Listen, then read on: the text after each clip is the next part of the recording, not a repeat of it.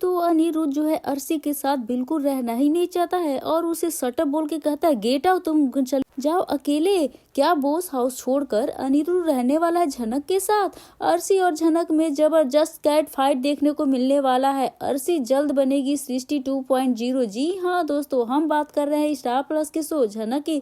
तो दोस्तों आगे बढ़ने से पहले आप इस चैनल पर नए हैं तो इसे सब्सक्राइब कर दीजिए, साथ ही बेल आइकन को भी दबाना ना भूले। दोस्तों सीरियल झनक में यहाँ पे झनक और उसकी माँ सृष्टि के बीच जो लड़ाई दिखाया जा रहा है, अब उसमें अर्शी भी जो कूद पड़ी है। जी हाँ, अब अर्शी ने भी इतना कुछ ज्यादा ही बोला नहीं था, लेकिन अब तो वो भी मुंह तोड़ जवाब दे रही है झनक को। हाँ, वो अनिरुद्ध का प्यार पाने के लिए, उसका विश्वास जीतने के लिए यहाँ तक कह गई थी।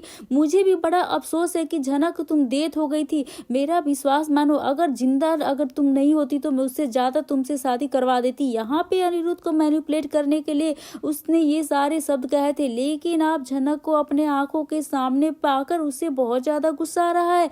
और खास करके जब तब उसका पति अनिरुद्ध झनक का हाथ कर लेकर खड़ा हुआ है। वेल यहाँ कौन केस जीत रहा है कौन नहीं ये तो नहीं पता, आने वाले एपिसोड से पता चल ही जाएगा। लेकिन दोस्तों जैसा कि दिखाया जा रहा है, जब से डॉक्टर ने वो डॉक्यूमेंट लेकर आए हैं तब से झनक का केस और भी ज्यादा स्ट्रांग हो चुका है। जी हाँ, क्योंकि इस एविडेंस से 21 साल पहले जब सृष्टि अपने बच्चे को जन्म देने के लिए नर्सिंग होम आई थी, तब यहाँ पे यही डॉक्टर थे। और साथ ही साथ यहाँ पे वो रजिस्टर भी मंगवाया गया है, जहाँ पर एडमिशन के टाइम पे झनक के माता पिता यानी सृष्टि और ब्रिजभूषण दोनों के साइन थे। दोस्तों ये बहुत ही बड़ा ठोस सबूत है झनक के लिए, वो एक केस को जीत सकती है। ये सारे सबूत झनक की ओर जो है ना बताया जा रहा है कि झुकाव है, लेकिन सृष्टि उसे नकारने की कोशिश कर रही है। सृष्टि कहती है कि जैसे इन लोगों ने नकली चिट्ठी बनाई थी उसी तरह से ये नकली डॉक्यूमेंट भी ले आए हैं, लेकिन वहाँ के इंचार्ज कहते हैं ये कोई नकली नहीं है, 21 साल पुराना है, यह पूरा सही है। साथ ही दोस्तों आप यहाँ देखने वाले हैं कि यहाँ पे सुबो की भी जबान जो है बंद हो जाती है, क्योंकि सृष्टि ने खुद बहुत सारी सच्चाई उसे छुपा के रखी थी। क्योंकि दोस्तों ऐसा तो कहा जाता है कि डॉक्टर से और वकील से कुछ छिपाना तो नहीं चाहिए। मतलब आप डॉक्टर के पास अगर जाते हैं इलाज करवाने के लिए तो अपने सभी मेडिकल हिस्ट्री उसे बतानी ही चाहिए, तभी वो आपका अच्छे से अच्छा इलाज कर पाएगा और वही चीज को लागू कर पाएगा। वकील के केस में भी आपका कौन दुश्मन है, आपका क्या अतीत है, किससे क्या कनेक्शन है, ये सारी चीजें जो है बताना बहुत ही जरूरी होता है, तभी तो वो आगे अच्छे से लड़ पाएगा। लेकिन यहाँ पे सृष्टि मुखर्जी का ऐसा राज है जो वो सुबह के सामने कभी बता ही नहीं सकती है। उसे शर्म जो आ रही है, अपनी इमेज जो है वो तो खराब हो जाएगा, और इतना घटिया अतीत वो बता भी तो कैसे। ये तो सच में बहुत ही बुरा किया सृष्टि ने, तो उसकी जुबान पे यहाँ पे सुबह के सामने भी नहीं खुलती है। वेल क्योंकि अर्शी की माँ है यानी उसकी बहू की माँ है, उनकी रिश्तेदार है, दोनों ही कई लोगों के धोखे दिए हैं, अतीत में दोनों ने हाथ मिला लिया और यह आश्वासन दिया कि सुबह ने कि आप चिंता मत कीजिए, यह केस मैं जीत के ही रहूंगा। वेल यहाँ पे कई लोग सारे सबूत मिटाने की कोशिश में तो लगे हुए हैं, लेकिन दोस्तों यह कहा जा सकता है जब ये डॉक्टर आएंगे और सबूत को प्रेजेंट करेंगे तो कोर्ट में इसके सहारे झनक जो है ना यह केस जीत जाएगी। जी हाँ दोस्तों, क्योंकि यह बहुत ही बड़ा ठोस सबूत है। और साथ ही साथ यहाँ पे कहा जा रहा है कि जो पासपोर्ट ब्रिजभूषण ने दिखाया था उसमें यह कहा जा रहा है कि इस समय जो ब्रिजभूषण है कुलभूषण में तो था, वहां पे नहीं था, वो तो अमेरिका में था, यानी यहाँ पे उसका कोई एडजस्ट तो है था ही नहीं। और ब्रिजभूषण जो है उस समय इंडिया में रह रहा था। यह जो साइन है इस पे मेरे और सृष्टि की साइन है। यहाँ पर सुबह तो उसको एक अलग ही गेम में फंसाने की कोशिश करते हैं असली और नकली के चक्कर में, लेकिन अंत में जनक के वकील जो ऐसे पॉइंट को पकड़ लेता है जिसमें सुबह खुद ही फंस जाता है, और यहाँ पे वो कहता हुआ दिखाई देता है कि ये इनके साइन है ही नहीं, यह तो असली ब्रिजभूषण जी के साइन है जो वहां बैठे हुए हैं। तो यहाँ पे वकील जो इस बात को पकड़ लेता है कि ठीक है चलिए मान लिया कि यहाँ जो खड़े हैं कटघरे में वो असली ब्रिजभूषण नहीं है, आपके अनुसार वहां जो बैठे हुए हैं जनता के बीच में वही असली ब्रिजभूषण, तो इसका मतलब यही है कि झनक के पिता को, तो इसका तो यही मतलब हुआ ना कि वही झनक के पिता है। उन्हें मालूम था कि झनक मेरी बेटी है। तो मुझे एक बात बताइए कि उन्होंने झनक की जिम्मेदारी क्यों नहीं ली? उन्होंने अपनी बेटी के ऐसे लवारिस क्यों छोड़ दिया? उसे छोड़ के क्यों चले गए? इतना पैसा दौलत इज्जत था उनके पास, अपनी बेटी को इतनी गरीबी भुखमरी जिंदगी में क्यों छोड़ के गए और अपनी जो है रिस्पॉन्सिबिलिटी अच्छे से नहीं निभाई? आप मुझे सवाल का जवाब दीजिए। तो दोस्तों यहाँ पे आप देखने वाले हैं शुभो के पास तो कोई जवाब ही नहीं होता, वो तो चुप हो जाता है क्योंकि उसे भी इस केस के बारे में ज्यादा कुछ पता तो है नहीं, क्योंकि सारी बीते जो है सृष्टि ने वो कुलभूषण के साथ मिलकर क्या क्या गेम खेल चुकी है यह तो किसी को पता ही नहीं है। और अब जब तक शुभो की सारी सच्चाई नहीं बताएगी, शुभो केस अच्छे से कैसे जीत कर पाएगा, लड़ पाएगा? यहाँ पे उसके पास बोलने के लिए तो कोई स्टेटमेंट ही नहीं है और वह बुरी तरह से फंस जाता है अपने ही जाल में। लेकिन बीच में सृष्टि जरूर खड़ी हो उठती है और कहती है कि ये सारी चीजें जो है झूठ है, गलत है, मेरे खिलाफ साजिश रची जा रही है। अरे भाई, दूसरे को ऊपर साजिश रचने वाली आज वो कटघरे में खड़े होके कह रही कि मेरे खिलाफ साजिश रची जा रही है, जो जिंदगी भर साजिशें ही तो रची है और मुझे बदनाम करने की कोशिश कर रही है। अरे सब तो गलत फाइज है दोस्तों। यहाँ पे सृष्टि बुरी तरीके से फंसती हुई नजर आ रही और ये सीन देख के तो दोस्तों फैंस तो काफी खुश होंगे। ये सबूत प्रेजेंट करने के बाद जज साहब अगली तारीख दे देंगे ताकि सुनवाई अच्छे से हो और नतीजा बिल्कुल सही आए, यानी सही डिसीजन लिया जा सके, इसलिए कुछ वक्त के मोहलत दिया जाएगा।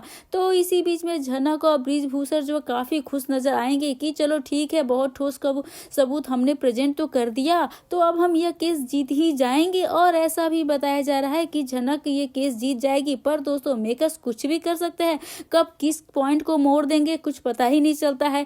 यहाँ पे कभी कभी प्रोमो में कुछ और दिखाया जाता है, फिर उसके बाद प्रोमो के बाद तो स्टोरी कुछ और ही बन जाती है। तो जब से जो शो शुरू हुआ है ना, हमेशा गलत को ही तो जिताया जा रहा है। अब अर्शी और झनक में भी आप देख सकते हैं कितने कंपटीशन हुए दोनों के बीच में, लेकिन हर बार अर्शी को तो ही जिताया गया इस शो में।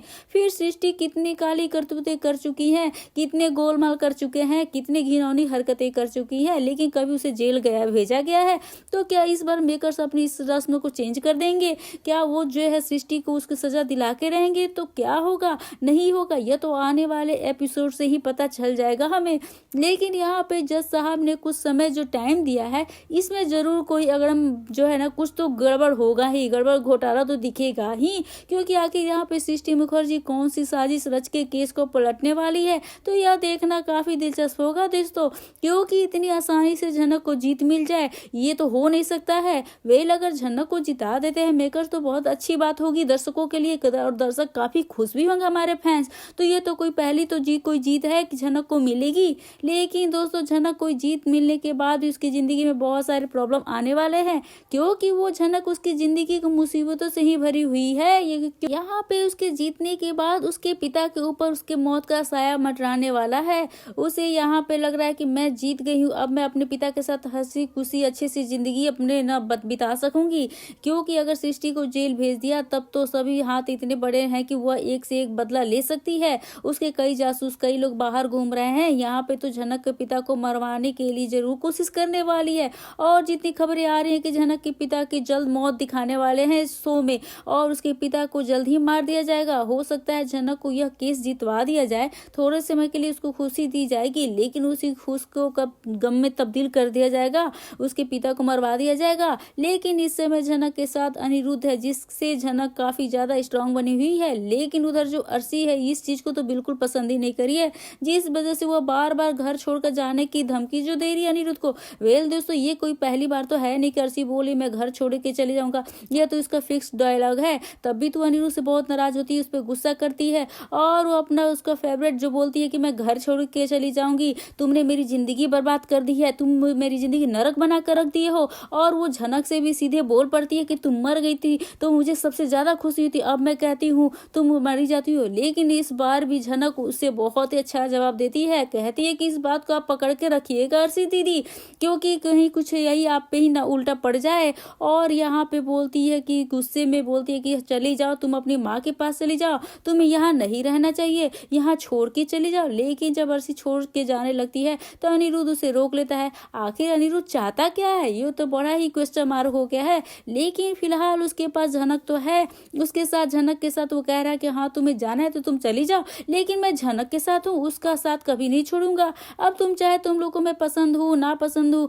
ये तो आप लोग क्या चाहते हैं, मैं भी बोस हाउस छोड़ के चला चला जाऊं तो मैं चला जाऊंगा, मुझे कोई दिक्कत नहीं होगी। और यहाँ पे वो जबरदस्ती झनक का और ब्रिजभूषण का सहायता करने की कोशिश करता है, उनके साथ रहने की कोशिश करता है, लेकिन झनक उसे इस बार मना कर देती है। आपकी पत्नी नहीं चाहती कि आप मेरी सहायता करें, हेल्प करें, आप अपनी पत्नी के पास चले जाइए। अर्शी तो झनक को उल्टा ही सुनाने लगती है कि मैं बहुत खुश थी कि जब तुम मर गई थी तुम अच्छी नहीं लगती हो। मैं यह सोचा था कि मेरी जिंदगी में जितने भी दुख थे, तकलीफ थे, उसकी जड़ तो खत्म हो चुकी है, लेकिन तुम फिर वापस आ गई मेरे जीवन में ग्रहण लगाने के लिए। जो कुछ भी हो रहा है ना, इस सभी की फसाद की जड़ तो तुम ही हो। मेरे और अनिरुद्ध की पर्सनल लाइफ में घुसने की कोशिश कर रही है। और यहाँ पे अर्शी जो है काफी ज्यादा गुस्सा करती हुई दिख रही है झनक के ऊपर। वो सारी फसाद की जड़ झनक को मानती, उसे लगता है कि अनिरुद्ध को वो छीन रही है। तो आप यहाँ पे अर्शी की बातों से कितने सहमत है? आपको क्या लगता है कि अर्शी जो ये कर रही है, क्या वही वाकई सही कर रही है?